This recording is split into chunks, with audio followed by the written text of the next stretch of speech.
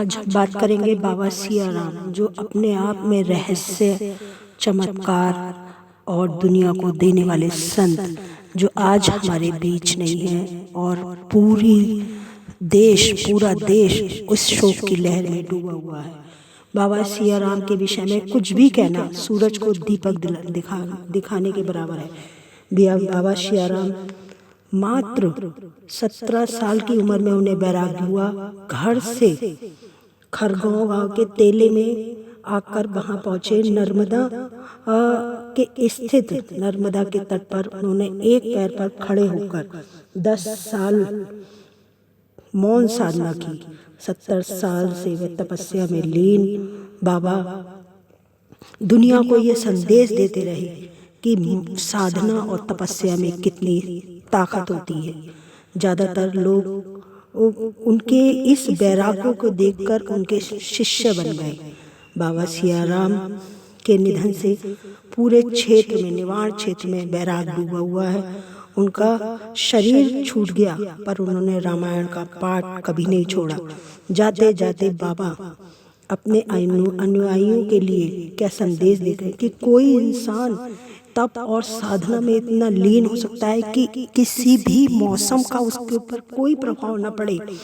मात्र एक लंगोट पहनकर सर्दी, बरसात, गर्मी में उन्होंने कभी कोई वस्त्र धारण नहीं किया और पूरी दुनिया को ये संदेश दिया।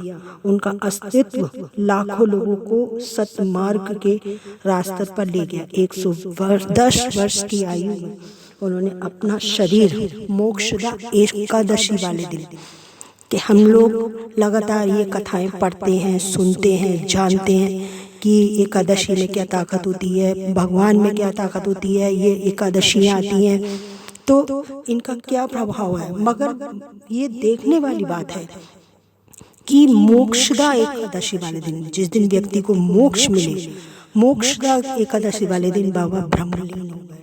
उन्होंने अपना शरीर छोड़ दिया। ऐसे संत को सत सत नमन है। हमारा पूरा देश, हमारी भारत भूमि गौरवान्वित है कि ऐसे ऐसे संत हमारे देश में पैदा हुए। उनके दर्शन मात्र से ही व्यक्ति अपने कुकर्मों को छोड़ देता था। बाबा के बारे में इतनी सारी आश्चर्यजनक चमत्कारपूर्ण कथाएं हैं और लोग कहते हैं कि उनके पास एक ऐसी केतली थी कि लोग जब भी कोई उनसे चाय मांगता था तो वो चाय देते थे, वो कभी ख़त्म नहीं होती थी। बाबा बिना माचिस के दीपक जला दिया करते थे। ये बहुत ही बड़ी बात है, ये अद्भुत है, चमत्कार है, जिसे कोटि कोटि नमन है। हमारे देश में ऐसे संत हुए कि जिन्होंने न केवल अपने आप कथनी और करने में कोई फर्क नहीं, आज वो हमारे बीच नहीं है और हम सब उनके इस त्याग और समर्पण के लिए हमेशा हमेशा उन्हें अपने हृदय में याद रखेंगे, उनका स्मरण करेंगे और उनकी सिखाई हुई सीखों को चलेंगे। बाबा ने यही संदेश दिया कि कर्म ही प्रधान है, कर्म सबसे बड़ा है। यदि व्यक्ति का कर्म अच्छा है तो उसकी सद्गति अवश्य होगी।